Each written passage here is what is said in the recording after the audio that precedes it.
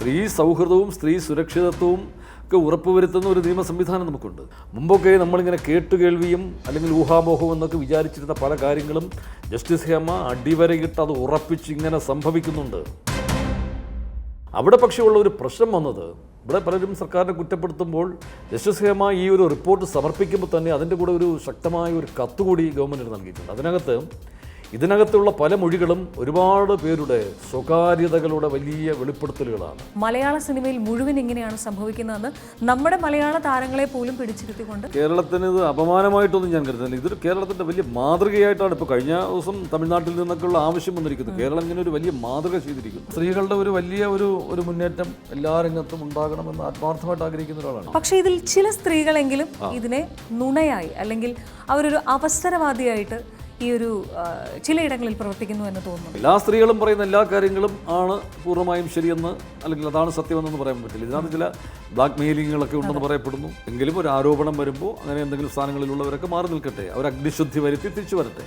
എഴുത്തുകാരൻ എന്നുള്ളത് അത് തീർച്ചയായിട്ടും മലയാള സിനിമാ പ്രേക്ഷകർക്ക് എത്രത്തോളം അറിയാമെന്ന് എനിക്കറിയില്ല.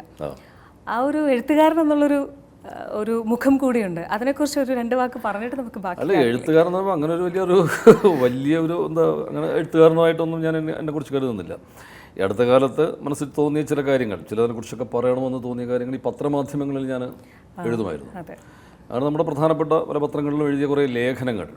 അപ്പോൾ അത് വായിച്ച ആൾക്കാർ ഇത് നന്നായിരിക്കുന്നു എന്നൊക്കെ എന്നോട് പറയുകയും ഇതൊരു പുസ്തകമാക്കണമെന്നൊക്കെ എന്നോട് ആവശ്യപ്പെടുകയൊക്കെ ചെയ്തപ്പോൾ അതിൽ നിന്ന് സെലക്ട് ചെയ്തിട്ടുള്ള ഒരു 22 ലേഖനങ്ങളോ മറ്റാണ് അത് പുസ്തകമാക്കാം എന്നുള്ളൊരു ആഗ്രഹം വന്നു.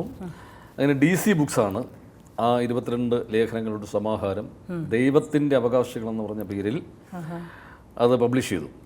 അത് പിന്നെ ആ ലേഖന സമാഹാരത്തിലെ ഒരു ലേഖനത്തിൻ്റെ ടൈറ്റിലാണ് ദൈവത്തിൻ്റെ അവകാശികൾ. അത് പുസ്തകത്തിനും അത് തന്നെയാണ്. അതിനകത്ത് ഒരു കണ്ടൻറ്റ്, അതിപ്പോൾ ഈ അടുത്ത കാലത്ത് സമൂഹ മാധ്യമങ്ങളിലൊക്കെ വളരെ വൈറലായ ഒരു കണ്ടൻറ്റ് കൂടിയുണ്ട് ആ ലേഖനത്തിൽ. അത് ഇങ്ങനെയാണ്: മനുഷ്യൻ്റെ ചില്ലിക്കാശ് പോലും ആവശ്യമില്ലാത്ത ദൈവത്തിൻ്റെ പേരിൽ ആഡംബരങ്ങളുടെ അടയാളങ്ങളായ പടുകൂറ്റൻ പള്ളികളിലും അമ്പലങ്ങളിലും ആരാധനാലയങ്ങളിലും മതസ്ഥാപനങ്ങളിലും കണക്കില്ലാത്ത സമ്പത്ത് കുന്നുകൂട്ടി വച്ചിരിക്കുകയാണ്. ഈ ആരാധനാലയങ്ങളുടെ മുമ്പിൽ വിശന്ന് കരയുന്ന പാവപ്പെട്ട ദരിദ്രനായ മനുഷ്യൻ ഭിക്ഷയാചിക്കുന്ന ചിത്രം ഇത് നമ്മൾ പല ആരാധനാലയങ്ങൾക്ക് മുമ്പിൽ കാണുന്നതാണ്. ശരിക്കും ഈ ദൈവത്തിൻ്റെ പേരിൽ കുന്നുകൂട്ടി വച്ചിരിക്കുന്ന സമ്പത്തിൻ്റെ യഥാർത്ഥ അവകാശികളെന്ന് പറയുന്നത് ദരിദ്രരായ മനുഷ്യരാണ്. ഇവിടെ ഇങ്ങനെ കൂട്ടിവച്ചിരിക്കുന്ന സമ്പത്ത്, ദൈവത്തിൻ്റെ സമ്പത്ത്, അതിൻ്റെ യഥാർത്ഥ അവകാശികളായിട്ടുള്ള ഈ ദരിദ്രരായ മനുഷ്യരുടെ പട്ടിണി മാറ്റാൻ, വിശപ്പ് മാറ്റാൻ വിട്ടു നൽകണം. അത് കൈയാളുന്നവർ അതിന് തയ്യാറാകണം എന്ന് പറയുന്ന ഒരു ആശയമൊക്കെയാണ് അതിനകത്ത് വരുന്നത്. യഥാർത്ഥ അവകാശികൾ, ദൈവത്തിൻ്റെ അവകാശികൾ എന്ന് പറയുന്നത് ശരിക്കും ദരിദ്രരായ മനുഷ്യരാണ്, വിശക്കുന്ന പട്ടിണിക്കാരായ പാവപ്പെട്ട മനുഷ്യരാണ്. അങ്ങനെയാണ് അതിൻ്റെ ഒരു ടൈറ്റിൽ വന്നത്. ആ പുസ്തകം ഇപ്പോൾ വളരെ നല്ല സജീവമായിട്ട് അതിങ്ങനെ അറിയുന്നുണ്ട്. ഒരുപാട് സന്തോഷം. ഇനിയും ഒരുപാട് എഴുതണം. ഞങ്ങൾക്കും ഒരു ആവേശവും സന്തോഷവുമാണ്. ശരിക്കും ഇത് ദൈവത്തിൻ്റെ അവകാശികൾ എന്ന് പറയുമ്പോൾ അതിൽ തന്നെ ഉണ്ട് നമ്മുടെ ഇപ്പോഴത്തെ നമ്മൾ അനുഭവിച്ചുകൊണ്ടിരിക്കുന്ന, കേട്ടുകൊണ്ടിരിക്കുന്ന, ചേട്ടനിപ്പോൾ പറഞ്ഞ ആ ഒരു സങ്കടത്തിൻ്റെ പോലും കാരണമെന്ന് പറയുന്നത്. സിനിമാ മേഖലയിൽ അല്ലെങ്കിൽ പോലും ഈ പറയുന്ന എനിക്കുൾപ്പെടെയുള്ള സ്ത്രീകൾക്ക് ഇതൊരു വല്ലാത്തൊരു പ്രതീക്ഷയാണ്. അവർക്കെല്ലാം ഇതൊരു വലിയ ആത്മവിശ്വാസം നൽകുന്ന ഒന്നാണ്. പക്ഷേ ഇതിൽ ചില സ്ത്രീകളെങ്കിലും ഇതിനെ നുണയായി അല്ലെങ്കിൽ അവരൊരു അവസരവാദിയായിട്ട് ഈ ഒരു ചിലയിടങ്ങളിൽ പ്രവർത്തിക്കുന്നു എന്ന് തോന്നുന്നു. തീർച്ചയായിട്ടും ഉണ്ട്. ഇതിനകത്ത് ഇപ്പോൾ അതാണ് ഞാൻ പറഞ്ഞത്, ഈ പറഞ്ഞ ആരോപണങ്ങളെല്ലാം അതാണ് പരമമായ സത്യമെന്നൊന്നും ഞാൻ വിശ്വസിക്കുന്നില്ല. ഇതിനകത്ത് കുറേ സത്യങ്ങളുണ്ടാവാം, കുറേ അർദ്ധസത്യങ്ങളുണ്ടാവാം, കുറേ അസത്യങ്ങളും ഉണ്ടാവാം. അതാണ് കൃത്യമായ അന്വേഷണം നടന്നത്. ഒരു ആരോപണം തെളിയിക്കപ്പെട്ടാൽ മാത്രമേ നമുക്ക് അയാളെക്കുറിച്ചൊരു ഇത് പറയേണ്ടതുള്ളൂ. എങ്കിലും ഒരു ആരോപണം വരുമ്പോൾ അങ്ങനെ എന്തെങ്കിലും സ്ഥാനങ്ങളിലുള്ളവരൊക്കെ മാറി നിൽക്കട്ടെ, അവർ അഗ്നിശുദ്ധി വരുത്തി തിരിച്ചു വരട്ടെ. അതൊക്കെ അതിൻ്റെതായ രീതിയിൽ നടന്നുകൊട്ടെ. പക്ഷെ പലപ്പോഴും ഇപ്പോൾ ഇവിടെ എല്ലാ ഇതിലും ഒരു സ്ത്രീക്ക് വളരെ അനുകൂലമായിട്ടാണല്ലോ നമ്മുടെ ഒരു നിയമ സംവിധാനം. അതുകൊണ്ട് ഒരു സ്ത്രീ ഒരാളെക്കുറിച്ച് ഇത് പറഞ്ഞതാണ്. തീർച്ചയായിട്ടും അതിൻ്റെ പേരിൽ, ആ സ്ത്രീയുടെ മൊഴിയുടെ പേരിൽ വേണമെങ്കിൽ പോലും ഈ ഒരു ആൾക്കെതിരെ കേസെടുക്കാനും അത് നിയമപരമായി മുന്നോട്ട് പോകാനും ഒക്കെ പറ്റും. അതിനുള്ള ഒരു രീതിയിൽ അത്രയും സ്ത്രീ സൗഹൃദവും സ്ത്രീ സുരക്ഷിതത്വവും ഒക്കെ ഉറപ്പുവരുത്തുന്ന ഒരു നിയമ സംവിധാനം നമുക്കുണ്ട്. പക്ഷേ എല്ലാ സ്ത്രീകളും പറയുന്ന എല്ലാ കാര്യങ്ങളും ആണ് പൂർണ്ണമായും ശരിയെന്ന് അല്ലെങ്കിൽ അതാണ് സത്യമെന്നൊന്നും പറയാൻ പറ്റില്ല. ഇതിനകത്ത് ചില ബ്ലാക്ക് മെയിലിങ്ങുകളൊക്കെ ഉണ്ടെന്ന് പറയപ്പെടുന്നു. പലതും പല കാര്യങ്ങൾ ചിലപ്പോൾ ചില അവസരങ്ങൾ നിഷേധിക്കപ്പെട്ടതിൻ്റെ പ്രതികാരം തീർക്കാൻ തീർച്ചയായിട്ടും അറിയില്ല. അതൊക്കെ അന്വേഷണത്തിൽ വെളിയിൽ വരട്ടെ. അങ്ങനെയുള്ള അവസരം മുതലെടുക്കാനുള്ള ചില ശ്രമങ്ങളും ഇതിൻ്റെ പിന്നിൽ നടക്കുന്നുണ്ടാവും. ഇനിയും ഒരുപാട് പേരുകൾ പുറത്തു വരുമെന്ന് വിശ്വസിക്കുന്നുണ്ടോ? അങ്ങനെ വരാതിരിക്കട്ടെ എന്ന് ആഗ്രഹിക്കുകയാണ്. ശരിക്കും ഹേമ കമ്മിറ്റി റിപ്പോർട്ട് നമ്മുടെ മലയാള സിനിമയെ മാത്രമല്ല, കേരളം എന്ന പേരിനെ മൊത്തത്തിലാണ് വിഴുങ്ങിയിരിക്കുന്നത്. ഇപ്പോൾ എടുത്തു നോക്കുകയാണെന്നുണ്ടെങ്കിൽ മറ്റ് പല ഭാഷകളിലുള്ള സിനിമാ പ്രവർത്തകർ കേരളത്തിൽ മുഴുവൻ ഇങ്ങനെയാണ് സംഭവിക്കുന്നത്, അല്ലെങ്കിൽ മലയാള സിനിമയിൽ മുഴുവൻ ഇങ്ങനെയാണ് സംഭവിക്കുന്നതെന്ന് നമ്മുടെ മലയാള താരങ്ങളെ പോലും പിടിച്ചിരുത്തിക്കൊണ്ട് സംസാരിക്കുന്നുണ്ട്. അങ്ങനെ ഞാൻ കരുതുന്നില്ല. ഇത് കേരളത്തിന് ഇത് അപമാനമായിട്ടൊന്നും ഞാൻ കരുതുന്നില്ല. ഇതൊരു കേരളത്തിൻ്റെ വലിയ മാതൃകയായിട്ടാണ് ഇപ്പോൾ കഴിഞ്ഞ ദിവസം തമിഴ്നാട്ടിൽ നിന്നൊക്കെയുള്ള ആവശ്യം വന്നിരിക്കുന്നത്. കേരളം ഇങ്ങനെ ഒരു വലിയ മാതൃക ചെയ്തിരിക്കുന്നു. അവർക്കും അത് അത്തരത്തിലുള്ള ഇതുപോലുള്ള കമ്മിറ്റികൾ ഞങ്ങളുടെ ഇടങ്ങളിലും ഈ സിനിമാ മേഖലകളിലും തമിഴ് സിനിമയിലും ഒക്കെ ഇത് ഉണ്ടാകണം. അവിടെയും ഒരുപാട് സ്ത്രീകൾ വലിയ ക്രൂരതകൾ നേരിടുന്നു. അവർക്കും തുറന്നു പറയാനും അവർക്ക് നേരെ അതിക്രമം നടത്തിയവരെ ശിക്ഷിക്കാനും ഒക്കെയുള്ള നടപടികൾ ഉണ്ടാകണം. ഹേമ കമ്മിറ്റിയുടെ മോഡലിൽ അവിടെയുമൊക്കെ ഇത് ഉണ്ടാകണമെന്ന് അവരാവശ്യപ്പെടുകയാണ്. അപ്പോൾ അത് നമുക്ക് ഒരർത്ഥത്തിൽ ഇങ്ങനെയൊക്കെയുള്ള വിഷയങ്ങളുണ്ടെങ്കിൽ നമ്മളത് അപ്പോൾ തന്നെ നമ്മളത് ഇടപെടുന്നു എന്നുള്ളതൊരു വലിയ മാതൃകയല്ലേ. മറ്റു പലരും അത് ഇടപെടാൻ ധൈര്യപ്പെടാതിരിക്കുകയും ഇങ്ങനെ ചെയ്തത് വലിയ മാതൃകയായിട്ട് മറ്റു സംസ്ഥാനങ്ങൾക്ക് മാറുകയാണ്. അതൊരു വലിയ കാര്യമാണ്. പുരുഷന്മാർ ഇത്തരത്തിൽ നേരിടുന്നുണ്ടോ പ്രശ്നങ്ങൾ സ്ത്രീകളുടെ ഭാഗത്തു നിന്നും? അല്ല, അതാണിപ്പോൾ ഞാൻ പറഞ്ഞത്. ചിലത് ഞാൻ ഈ പറഞ്ഞതുപോലെ എല്ലാം സത്യമായിരിക്കണമെന്നില്ല. ഇപ്പോൾ ഒരുപാട് നിരപരാധികൾക്കെതിരെയും ചിലപ്പോൾ ഇങ്ങനെ ഉണ്ടാകാം. അപ്പോൾ അത് എല്ലാം അന്വേഷണത്തിലൊക്കെ അത് തെളിയണം. അതാണ് പുരുഷന്മാർ പരാതി കൊടുക്കാനോ മുന്നോട്ട് വരാനോ ഇപ്പോൾ ഹേമ കമ്മിറ്റി എന്ന് പറയുന്നത് സ്ത്രീകൾക്ക് വേണ്ടിയിട്ടുള്ള ഇവരെല്ലാം ഈ പരാതി ഉന്നയിച്ചവരെല്ലാം തിരിച്ച് നിയമ നടപടികൾക്ക് പോവുകയല്ലേ. അങ്ങനെ കുറേ പേർ നിയമ നടപടിക്ക് പോവുകയൊക്കെ ചെയ്യുമ്പോൾ അത് നമുക്കറിയാം, അതിൻ്റെ സത്യാവസ്ഥ കൂടുതൽ ഒരു എന്താണ് സുതാര്യമായി അത്തരം കാര്യങ്ങൾ വ്യക്തമാവും. ഈ ഹേമ കമ്മിറ്റി കേരളത്തിലെ ഏറ്റവും പ്രഗത്ഭയായിട്ടുള്ള ഒരു വനിതാ ജഡ്ജി, ഹൈക്കോടതിയിൽ ജസ്റ്റിസായിരുന്ന അവർ റിട്ടയർഡായിട്ടുള്ള ജസ്റ്റിസ് ഹേമ, അവർ ചെയർപേഴ്സണാക്കിക്കൊണ്ട് മലയാളത്തിൻ്റെ നമ്മുടെ മഹാനടി ശ്രീമതി ശാരദ, ഉർവശി ശാരദ തുടങ്ങി ഏറ്റവും പ്രഗത്ഭരായ വ്യക്തിത്വങ്ങൾ ഉള്ള ഒരു കമ്മിറ്റിയാണ്. അപ്പോൾ ഇതൊരു റിട്ടയർഡ് ജഡ്ജി ആയതുകൊണ്ട് തന്നെ അത് ഇപ്പോൾ ജുഡീഷ്യൽ കമ്മിറ്റിയാണ്, കമ്മീഷനാണെന്നൊക്കെ ഉള്ള പല പദപ്രയോഗങ്ങളും അതിൽ കാര്യമില്ല. അതൊക്കെ ചില ആലങ്കാരികമായി പറയുന്ന എന്തു തന്നെയായിരുന്നു അതിനൊരു ജുഡീഷ്യൽ സ്വഭാവമുണ്ട് ഒരു റിട്ടയർഡ് ജസ്റ്റിസിൻ്റെ മുമ്പിൽ. അങ്ങനെ ഒരു വേദി സ്ത്രീകൾക്ക് ഒരുക്കി കൊടുത്തപ്പോൾ ഈ പലരോടും പറയാൻ മടിച്ചിരുന്ന ഒരുപാട് കാര്യങ്ങൾ, വളരെ തിക്തമായ മോശമായ അനുഭവങ്ങൾ ധൈര്യത്തോടെ ആത്മവിശ്വാസത്തോടെ അതിൻ്റെ രഹസ്യ സ്വഭാവം സൂക്ഷിക്കുമെന്ന ഉറപ്പോടെ ഇവരെല്ലാം നിർഭയരായി വന്ന് ഈ കമ്മീഷന് മുമ്പിൽ, ഈ കമ്മിറ്റിക്ക് മുമ്പിൽ അവരത് ധൈര്യമായിട്ടത് വെളിപ്പെടുത്താൻ തയ്യാറായി. അത് ഒരു മുൻധാരണകളും മുൻവിധികളും ഒന്നുമില്ലാതെ, ഒരു അജണ്ടകളും പ്രത്യേകിച്ചില്ലാതെ, അല്ലെങ്കിൽ എന്തെങ്കിലും ഒരു പ്രത്യേക താല്പര്യങ്ങളൊന്നുമില്ലാതെ നിഷ്പക്ഷമായി ജസ്റ്റിസ് ഹേമ അത് രേഖപ്പെടുത്തി അതൊരു റിപ്പോർട്ടിൻ്റെ രൂപത്തിൽ 2019 അത് ഗവൺമെൻറ്റിന് സമർപ്പിക്കുകയും ചെയ്തു. അപ്പോൾ അത് അവരുടെ മുമ്പിൽ വന്ന വെളിപ്പെടുത്തലുകൾ, തെളിവുകൾ, ഇതിൻ്റെ എല്ലാം അടിസ്ഥാനത്തിലാണ് അങ്ങനെ ഒരു റിപ്പോർട്ട് തയ്യാറായത്. അവിടെ ഞാൻ പറയാൻ വന്ന കാര്യം, മുമ്പൊക്കെ നമ്മളിങ്ങനെ കേട്ടുകേൾവിയും അല്ലെങ്കിൽ ഊഹാമോഹവും എന്നൊക്കെ വിചാരിച്ചിരുന്ന പല കാര്യങ്ങളും ജസ്റ്റിസ് ഹേമ അടിവരയിട്ട് അത് ഉറപ്പിച്ച് ഇങ്ങനെ സംഭവിക്കുന്നുണ്ട്. ഈ രംഗത്ത് ഒരുപാട് പുഴുക്കുത്തുകളുണ്ട് എന്ന് അവർ കൃത്യമായി രേഖപ്പെടുത്തി. ആ റിപ്പോർട്ടാണ് ഗവൺമെൻറ് 2019 ഗവൺമെൻറ് മുമ്പിൽ വന്നത്. ഇവിടെ ഒരു ആക്ഷേപം വരുന്നത് ഇത് റിപ്പോർട്ട് പുറത്തു വരാൻ കുറച്ച് വൈകി എന്നുള്ളൊരു ആക്ഷേപമുണ്ട്. ഒരു വ്യക്തി എന്നുള്ള നിലയിൽ, ഈ സമൂഹത്തിലെ ഒരു സാധാരണ വ്യക്തി എന്ന നിലയിൽ തീർച്ചയായിട്ടും ഈ റിപ്പോർട്ടിലെ കാര്യങ്ങൾ അറിയണം എന്ന് നമുക്കൊക്കെ വളരെ ആഗ്രഹമുണ്ട്. നേരത്തെ തന്നെ ഇത് പുറത്ത് വന്നിരുന്നെങ്കിൽ എന്ന് ആഗ്രഹിക്കുന്ന ഒരാൾ കൂടി തന്നെയാണ് ഞാൻ. പക്ഷേ അത് നമ്മുടെയൊക്കെ അവകാശമാണ്. കാര്യം സിനിമ എന്ന് പറയുന്നത് കുറച്ച് വ്യക്തികളുടെ മാത്രം ഒരു കുത്തകയല്ലല്ലോ. അത് പ്രേക്ഷകന് കൂടി വേണ്ടിയിട്ടാണ്, സമൂഹത്തിന് വേണ്ടിയിട്ടാണ്, ജനതയ്ക്ക് വേണ്ടിയിട്ടാണ്. ആ ജനങ്ങൾ നൽകുന്ന പണം കൊണ്ടുകൂടിയാണ് ഈ ഇൻഡസ്ട്രി നിലനിൽക്കുന്നത്. അതുകൊണ്ട് അവിടെ നടക്കുന്ന കാര്യങ്ങൾ അറിയാനുള്ള അവകാശം അവർക്കുണ്ട്. അവിടെ പക്ഷേ ഉള്ള ഒരു പ്രശ്നം വന്നത്, ഇവിടെ പലരും സർക്കാരിനെ കുറ്റപ്പെടുത്തുമ്പോൾ അതിനകത്തുള്ളൊരു വസ്തുത, അതിപ്പോൾ ഈ ഒരു അക്കാഡമിയുടെ ഒരു ഭാഗമായിട്ട് നിൽക്കുന്ന ഒരാളെന്ന നിലയിൽ കൂടി എനിക്ക് കൃത്യമായിട്ട് അറിയാവുന്നൊരു കാര്യം, ജസ്റ്റിസ് ഹേമ ഈ ഒരു റിപ്പോർട്ട് സമർപ്പിക്കുമ്പോൾ തന്നെ അതിൻ്റെ കൂടെ ഒരു ശക്തമായ ഒരു കത്ത് കൂടി ഗവൺമെൻറ്റിന് നൽകിയിട്ടുണ്ട്.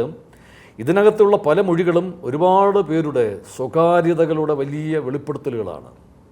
അതുകൊണ്ട് തന്നെ അത് വളരെ രഹസ്യ സ്വഭാവം സൂക്ഷിക്കുമെന്ന ഉറപ്പിന്മേലാണ് അവരിത് നൽകിയത്. ഈ റിപ്പോർട്ട് ഒരു കാരണവശാലും ഇത് പൊതുസമൂഹത്തിൻ്റെ മുമ്പിൽ ഒരു പബ്ലിക് ഡോക്യുമെൻ്റായിട്ട് വരരുത് എന്ന കൃത്യമായ നിർദ്ദേശം ജസ്റ്റിസ് ഹേമ കൊടുത്തിട്ടുണ്ട്. ഒപ്പം ഈ മൊഴി കൊടുത്ത നടിമാരും നമ്മുടെ പ്രിയപ്പെട്ട സഹോദരിമാരും അവരും ആവശ്യപ്പെട്ടിട്ടുണ്ട്, ഇത് ഞങ്ങളുടെ വലിയ സ്വകാര്യതകളുടെ വെളിപ്പെടുത്തലുകളാണ്, ഞങ്ങളുടെ ജീവിതമാണ്, ഇത് വെളിപ്പെടുത്തരുത്, ഇത് പുറത്തു വരരുതെന്ന് അവരുടെയും ശക്തമായ ആവശ്യമുണ്ട്. എങ്കിലും ചിലർ വിവരാവകാശ പ്രവർത്തകർ വിവരാവകാശ കമ്മീഷനെയൊക്കെ സമീപിക്കുന്നു. അപ്പോൾ വിവരാവകാശ കമ്മീഷനും ഒരു ഉത്തരവ് പുറപ്പെടുവിച്ചു, ഇത് സ്വകാര്യതകളുടെ വലിയ ഒരു ലംഘനമാകും ഇത് പുറത്തു വന്നാൽ, അതുകൊണ്ട് ഇത് പുറത്തു വിടരുത് എന്ന കൃത്യമായ നിർദ്ദേശം, അങ്ങനെയും ഒരു ഉത്തരവ് വന്നു. അപ്പോൾ ഇതിൻ്റെയൊക്കെ പശ്ചാത്തലത്തിൽ ഗവൺമെൻറ്റിന് മറ്റൊന്നും ചെയ്യാനില്ല. കാര്യം ഗവൺമെൻറ്റിന് ഇപ്പോൾ പറയുന്ന ആരെയൊക്കെയോ രക്ഷിക്കാനുണ്ട്, ഗവൺമെൻറ്റിന് ഇത് എന്തൊക്കെയോ മറച്ചു വയ്ക്കും, അങ്ങനെയൊന്നും ഞാൻ കരുതുന്നില്ല. ഏതായാലും ഹേമ കമ്മിറ്റിയെക്കുറിച്ചാണ് നമ്മുടെ ചോദ്യങ്ങളെങ്കിലും ഒരുപാട് സന്തോഷമുണ്ട്. അതിനോടൊപ്പം തന്നെ പറയട്ടെ, ഇത്രയും പ്രതികരിച്ചതിന് സന്തോഷം അറിയിക്കുന്നു. അതോടൊപ്പം നമ്മുടെ 25 വർഷത്തെ ഒരു ചരിത്രമുണ്ട് കേരള സംസ്ഥാന ചലച്ചിത്ര അക്കാദമിക്ക്. അവിടെ പലരും ആ ഒരു ചെയർമാൻ സ്ഥാനത്തേക്ക് വന്നുപോയി, വൈസ് ചെയർമാൻ സ്ഥാനങ്ങളിലേക്ക് വന്നുപോയി. പക്ഷേ 2022 ശേഷമാണ് യഥാർത്ഥത്തിൽ അങ്ങനൊരു പൊസിഷൻ ഉണ്ട് എന്നും അവിടെ ഒരാൾ ഉണ്ട് എന്നും സത്യമായിട്ടും പലർക്കും മനസ്സിലായത് എന്നുള്ളത് പറയാതിരിക്കാൻ പറ്റുന്ന. അതായത് ചലച്ചിത്ര അക്കാദമിയിൽ VC എന്ന് പറയുന്ന ഒരു പൊസിഷൻ ഉണ്ട് എന്നും അതിൽ ഇപ്പോൾ ഇരിക്കുന്നത് 2022 ശേഷം തിരഞ്ഞെടുക്കപ്പെട്ടത് പ്രേംകുമാർ ഏട്ടനാണെന്നും അതിഗംഭീരമായിട്ട് ആ ഒരു സ്ഥാനം, അതായത് വെറുതെ അവിടെ ഇരിക്കുകയല്ല. ഞാൻ പലയിടങ്ങളിലും കണ്ടൊരു കാഴ്ച കൂടി ഞാൻ പറയാൻ ഉദ്ദേശിക്കുകയാണ്. മുതിർന്ന താരങ്ങളെ, അതായത് ഒരുപാട് സീനിയർ മോസ്റ്റ് ആയിട്ടുള്ള ആൾക്കാരെ, അവസരങ്ങളില്ലാത്തവരെയൊക്കെയും പെൻഷൻ കൊടുക്കാനും അല്ലാതെ അവരുടെ ക്ഷേമ വിവരങ്ങൾ അന്വേഷിക്കാനും ഒക്കെ നേരിട്ട് പോകുന്ന ചില സിറ്റുവേഷൻസ് ഞാൻ ചിലപ്പോൾ ക്യാമറ കണ്ണിലൂടെ കണ്ടതായിരിക്കാം, അല്ലാതെ ചിലത് നേരിട്ട് അറിഞ്ഞതുമാണ്. അപ്പോൾ ഈ പൊസിഷൻ ഇങ്ങനെ ഉണ്ടെന്ന് പലർക്കും അറിയില്ല. എനിക്ക് തോന്നുന്നു ആ ഒരു ചലച്ചിത്ര അക്കാദമിക്കുള്ളിൽ പോലും അങ്ങനെ ഒരു പൊസിഷനിൽ ആരൊക്കെയാണ് ഇതിന് മുമ്പ് ഇരുന്നത് എന്ന് പലർക്കും അറിയില്ല എന്നത് തിരിച്ചറിഞ്ഞിട്ടുണ്ടോ? ഉണ്ടാവും. അത് എൻ്റെ ഒരു കഴിവോ എടുക്കുന്നില്ല. ഞാനൊരു വലിയ ദൈവവിശ്വാസിയാണ്. ഇതൊക്കെ ഒരു ദൈവാനുഗ്രഹം എന്ന് മാത്രമേ ഞാൻ പറയുള്ളൂ. ശരിയാണ്, ഇപ്പോൾ പലരും ഇങ്ങനെ എന്നോട് പറയാറുണ്ടത്. ആ വിശ്വസിക്കുന്ന ദൈവവും പ്രകൃതിയും എല്ലാം ഈ പറയുന്ന ഒരുപാട് പ്രശ്നങ്ങൾ, ഇപ്പോൾ നമ്മളെ മലയാള സിനിമയെ പിടിച്ചു കുലുക്കിക്കൊണ്ടിരിക്കുന്ന ഈ ഒരു പ്രശ്നത്തിന് നമ്മൾ പരിഹാരം, വലിയ അന്താരാഷ്ട്ര ചലച്ചിത്രോത്സവങ്ങൾ നടത്തുന്നു, വലിയ മേളകൾ, വലിയ പുരസ്കാരദാനങ്ങൾ. പക്ഷേ എൻ്റെ മനസ്സിൽ എപ്പോഴും മനുഷ്യനാണ്, ഇതെല്ലാം മനുഷ്യന് വേണ്ടിയിട്ടാണ്. അപ്പോൾ ഒരു മനുഷ്യൻ്റെ ഒരു എന്താണ് കൂടെ നിൽക്കുക, മനുഷ്യത്വപരമായ ഒരു സമീപനം നമ്മളിൽ ഉണ്ടാവുക, ഒരു മനുഷ്യനാവുക, അതാണ് ഏറ്റവും പ്രധാനമെന്നാണ് ഞാൻ വിശ്വസിക്കുന്നത്. ഇപ്പോൾ പൂജപ്പുര രവിച്ചേട്ടൻ ഇവിടെ നിന്ന് തിരുവനന്തപുരത്ത് നിന്ന് അദ്ദേഹം മൂന്നാറിലേക്ക് പോയപ്പോൾ ഞാനാണ് അദ്ദേഹത്തെ പോയി അവസാനമായി, അദ്ദേഹം എന്നെ വിളിച്ച് പറഞ്ഞു. അത് എന്താണെന്ന് എനിക്കറിയില്ല, ഞങ്ങൾ അങ്ങനെ ഒന്നിച്ച് അധികം സിനിമകളിലൊന്നും അഭിനയിച്ചിട്ടൊന്നുമില്ല. പക്ഷേ എന്നെ അദ്ദേഹം വിളിച്ച പ്രേംകുമാർ, ഞാൻ തിരുവനന്തപുരത്ത് നിന്ന് പോവുകയാണ്, എൻ്റെ മകളുടെ വീട്ടിൽ മൂന്നാറിലേക്ക് പോകാമെന്ന് പറഞ്ഞിട്ട്. അങ്ങനെ ഞാൻ അദ്ദേഹത്തിൻ്റെ വീട്ടിൽ പോയിട്ട് അദ്ദേഹത്തെ ആദരിക്കുന്ന അന്ന് അത് വലിയ വാർത്തയായി. അതിനുശേഷം ഒരുപാട് പേർ അദ്ദേഹത്തെ ആദരിക്കുകയും ഇവിടെ നിന്ന് ഒരു യാത്രയപ്പിന് വേണ്ടി തയ്യാറായി വരികയും, അത് വലിയ പുള്ളി അത് എപ്പോഴും പറയുമായിരുന്നു. എന്നിട്ട് മൂന്നാറിൽ ചെന്നിട്ട് ഇടയ്ക്കിടയ്ക്ക് എന്നെ വിളിക്കും. പക്ഷെ അവിടെ ചെന്നിട്ട് അദ്ദേഹം മരിച്ചുപോയി. അപ്പോൾ ഇങ്ങനെ അതൊക്കെ നമ്മുടെ ഒരു ഇത്തരം വലിയ കാര്യങ്ങളൊക്കെ ചെയ്യുന്ന കൂട്ടത്തിൽ ഇങ്ങനെയൊക്കെയുള്ള കാര്യങ്ങൾ, അത് ചെറുതാണെന്ന് തോന്നുമെങ്കിൽ എന്നെ സംബന്ധിച്ചിടത്തോളം അതൊക്കെയാണ് മഹത്തായ കാര്യങ്ങളായിട്ടും വലിയ കാര്യങ്ങളായിട്ടും ഞാൻ കാണുന്നത്. ഇപ്പോൾ ഒരു പഴയകാല ഒരു നടൻ, കലാനിലയത്തിലൊക്കെ ഉണ്ടായിരുന്ന ഒരു നടനാണ്. അദ്ദേഹത്തെ മരിച്ചപ്പോൾ അദ്ദേഹത്തിൻ്റെ ശരീരം ഏറ്റുവാങ്ങാൻ അദ്ദേഹത്തിൻ്റെ ബന്ധുക്കളാരൊക്കെയോ തിരുവനന്തപുരത്തുണ്ടെന്ന് പറയപ്പെടുന്നു. രാജ്മോഹൻ എന്ന് പറയുന്ന ഒരു പഴയകാല കുറേ സിനിമകളിൽ അദ്ദേഹം നായകനായിട്ടൊക്കെ അഭിനയിച്ച നടനാണ്. ആ മൃതശരീരം ഏറ്റെടുക്കാൻ ഒരാൾ പോലും തയ്യാറാകാതെ വന്ന ഒരു അവസരത്തിൽ ആരോ എന്നെ വിളിച്ച് പറയുകയാണ്, ഞാൻ കോഴിക്കോടാണ് നമ്മുടെ ഏതൊരു ഫെസ്റ്റിവലുമായിട്ട് ബന്ധപ്പെട്ട് അവിടെ നിൽക്കുകയാണ്. ഞാനെന്ന് പറഞ്ഞു, അത് ആരും തയ്യാറെടുക്കണമെങ്കിൽ ഞാൻ വ്യക്തിപരമായിട്ട് ഞാൻ ആ മൃതദേഹം ഏറ്റെടുക്കാം, അയാളുടെ ഒരു മകൻ്റെ സ്ഥാനത്ത് നിന്നുകൊണ്ട് ഞാനത് എന്താണ് ചെയ്യാമെന്ന് പറഞ്ഞിട്ട് ഞാനത് ഏറ്റെടുത്തു. പക്ഷേ പിന്നീട് നമുക്കൊരു അങ്ങനെയൊന്നും ഏറ്റെടുക്കാൻ പറ്റുന്നൊരു സാഹചര്യമില്ല. കാര്യം ഒരുപാട് നിയമ നടപടികളും കാര്യങ്ങളും ഒക്കെ ഉണ്ട്. പിന്നീട് ഇതിനുശേഷം അത് പലരും അതിന് തയ്യാറായി വന്നു, ഒരു നിയമ നടപടികളെല്ലാം പൂർത്തിയാക്കി അത് നമ്മൾ തന്നെ ഏറ്റെടുത്തു. ചലച്ചിത്ര അക്കാദമി അത് സ്വീകരിച്ചു. നമ്മളൊരു അദ്ദേഹത്തിൻ്റെ സംസ്കാര ചടങ്ങുകൾ നടത്തി, അതിൻ്റെ ഒരു ഇത് പാപനാശത്ത് കൊണ്ടുപോയി അതിൻ്റെ കർമ്മങ്ങൾ വരെ നടത്തുന്നതിൻ്റെ കൂടെ നമ്മൾ നിന്നു. അപ്പോൾ അതൊക്കെ ഒരു വലിയൊരു എന്താണ്, നമുക്ക് അതൊക്കെയാണ് നമ്മൾ ഇതിനകത്ത് നിൽക്കുമ്പോൾ ഉണ്ടാകുന്നൊരു വലിയ ധന്യത എന്ന് പറയുന്നത്. പലപ്പോഴും നമ്മൾ ഇത്തരം കാര്യങ്ങളൊക്കെ നമുക്ക് വേണമെങ്കിൽ അവഗണിച്ചൊക്കെ വിടാം, പക്ഷേ അങ്ങനെയല്ല. ഇതുപോലെ പല കാര്യങ്ങളുമുണ്ട് നമുക്ക് അങ്ങനെ പറയാനാണെങ്കിലും. കുറേ കാര്യങ്ങൾ ഇത്തരം മനുഷ്യത്വപരമായ പല കാര്യങ്ങളിലും നമുക്ക് ഇടപെടാനൊക്കെ പറ്റി. അതൊക്കെ ഒരു ദൈവാനുഗ്രഹമായിട്ട് ഞാൻ കാണുകയാണ്. അതൊരു ഇനി ചലച്ചിത്ര അക്കാദമി അധ്യക്ഷ സ്ഥാനത്ത് ചിലപ്പോൾ പ്രേംകുമാർ ഏട്ടൻ്റെ പേരായിരിക്കുമോ? അതൊക്കെ ഗവൺമെൻറ്റിൻ്റെ തീരുമാനമാണ്, അതൊന്നും നമ്മുടെ വിഷയമേ അല്ല. ഇപ്പോൾ ചലച്ചിത്ര അക്കാദമിയുടെ വൈസ് ചെയർമാൻ എന്നുള്ള രീതിയിൽ വളരെ കംഫർട്ടബിളാണ് ഞാൻ. അധികം സമ്മർദ്ദങ്ങളും ടെൻഷനൊന്നും ഇല്ല. അത് എനിക്കങ്ങനെയാണ്. ഞാൻ വളരെ സമ്മർദ്ദരഹിതമായി ടെൻഷൻ രഹിതമായി ജീവിതം ജീവിക്കാൻ ആഗ്രഹിക്കുന്ന ഒരാളാണ്. പലരും ആഗ്രഹിക്കുന്നുണ്ട് അവിടെ ഒരു സ്ത്രീ സാന്നിധ്യം ഉണ്ടാകണമെന്ന്. അതിനെക്കുറിച്ച് എന്താണ്? തീർച്ചയായിട്ടും നല്ല കാര്യമാണ്. സ്ത്രീകൾ എല്ലാ രംഗത്തും മുന്നോട്ട് വരണം എന്ന് തന്നെയാണ് എൻ്റെ അഭിപ്രായം. അങ്ങനെ വരുമ്പോൾ സിനിമയെക്കുറിച്ച് ബോധ്യമുള്ള, സിനിമ രംഗത്ത് അതിനെക്കുറിച്ചൊരു കമ്മിറ്റ്മെൻ്റുള്ള ഒരാൾ വരട്ടെ. അത് നമ്മൾ സ്വാഗതം ചെയ്യുന്ന കാര്യമാണ്.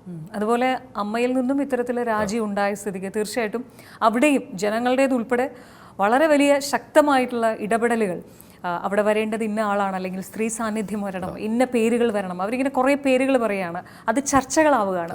പ്രേംകുമാരേട്ടൻ്റെ ഒരു ചിന്തയിൽ ആ പൊസിഷനിൽ ചലച്ചിത്ര അക്കാദമിയുടെ തലപ്പത്തൊരു സ്ത്രീ വരികയോ അല്ലെങ്കിൽ അമ്മയുടെ തലപ്പത്തൊരു സ്ത്രീ, സമൂഹത്തിൻ്റെ എല്ലാ മേഖലകളിലും നമ്മുടെ ഭരണ സംവിധാനത്തിലും എല്ലാം സ്ത്രീകൾ വരട്ടെ, സ്ത്രീകളുടെ ഒരു വലിയ മുന്നേറ്റം ഉണ്ടാകട്ടെ, അവർക്ക് അർഹമായ പ്രാതിനിധ്യം ലഭിക്കട്ടെ, അത് തന്നെയാണ് നമ്മൾ ആഗ്രഹിക്കുന്നത്. അപ്പോൾ അത് സ്ത്രീകളുടെ ഒരു വലിയ ഒരു മുന്നേറ്റം എല്ലാ രംഗത്തും ഉണ്ടാകണമെന്ന് ആത്മാർത്ഥമായിട്ട് ആഗ്രഹിക്കുന്ന ഒരാളാണ് ഞാൻ. പക്ഷേ ലാസ്റ്റ് ജൂൺ ജൂലൈ ആ മാസങ്ങളിൽ അമ്മയിൽ നടന്ന ജനറൽ ബോഡി മീറ്റിങ്ങിൽ അവിടെ ഉണ്ടായ ഒരു ചെറിയ വാക്കുതർക്കം ഉണ്ടായിരുന്നു. അതായത് സ്ത്രീകളെ തിരഞ്ഞെടുക്കുന്നില്ല എന്നോ സ്ത്രീകൾ വരുന്നില്ല എന്നോ അങ്ങനെയൊക്കെ ഉണ്ടായിരുന്നു. കാരണം പുരുഷന്മാർ മാത്രമാണ് അതിൽ ഏറ്റവും കൂടുതൽ ഉണ്ടായിരുന്നത്. ലാസ്റ്റ് നിവൃത്തിയിൽ ആ 2 പേരെയും 3 പേരെയും അങ്ങോട്ട് ഇട്ടു എന്നുള്ളത്. പക്ഷേ എന്തുകൊണ്ട് സ്ത്രീകൾ തന്നെയാണോ അത് സമ്മതിക്കാത്തത്, അതോ പുരുഷന്മാരെന്ന് പറയുന്ന നമ്മൾ പറയുന്ന ആ ഒരു പവർ ടീമിൻ്റെ ഇൻഫ്ലുവൻസ് അവിടെ വല്ലതും ഉണ്ടായിരുന്നോ? അങ്ങനെയൊന്നും വലിയ തർക്കങ്ങളൊന്നും ഉണ്ടായിരുന്നില്ല. സ്ത്രീകൾക്ക് ഇത്ര സ്ത്രീകൾ അതിനകത്ത് വരണമെന്നുള്ള നേരത്തെ നമ്മൾ ഒരു തീരുമാനം ഉണ്ടായിരുന്നു. അതനുസരിച്ചുള്ള ഇത് വന്നു. പിന്നെ മത്സരമാണ്, മത്സരത്തിൽ ജയിക്കുന്ന ആൾ സ്ഥാനത്ത് വരും. അവിടെ കുറേ സ്ത്രീകൾ മത്സരിക്കാനുണ്ടായിരുന്നു. അതിൽ പിന്നെ വിജയിച്ച ആൾക്കാർ ആ സ്ഥാനങ്ങളിലേക്ക് വന്നു. അല്ലാതെ അവിടെ വേറെ അങ്ങനെ അതിനെക്കുറിച്ച് വലിയ അഭിപ്രായ ഭിന്നതകളൊന്നും എൻ്റെ ശ്രദ്ധയിൽപ്പെട്ടിട്ടില്ല. ഏതായാലും ഒരുപാട് സന്തോഷം ചേട്ടാ. ഏതായാലും നേരത്തെ പറഞ്ഞ പോലെ വിഷമങ്ങൾ മാറാൻ മലയാള സിനിമയിൽ അങ്ങനെ ഒരു സങ്കടം മാറാൻ ഒരു ഇടവരട്ടെ. പക്ഷെ സത്യങ്ങൾ പുറത്തു വരട്ടെ, നമുക്കതേ പറയാനാവുള്ളൂ. സത്യങ്ങൾ പുറത്തു വരട്ടെ. കുറ്റം ചെയ്തവരാണെങ്കിൽ, ആരോപണ വിധേയരായിട്ടുള്ളവർ കുറ്റം ചെയ്തിട്ടുണ്ട് എന്ന് തെളിഞ്ഞാൽ തീർച്ചയായും അവർ ശിക്ഷിക്കപ്പെടണമെന്ന് ഈ സമൂഹം ആഗ്രഹിക്കുന്ന പോലെ ചേട്ടനും ആഗ്രഹിക്കുന്നുണ്ടാവാം, നമ്മളെല്ലാവരും ആഗ്രഹിക്കുന്നുണ്ടാവാം. അത് സംഭവിക്കട്ടെ. Thank you.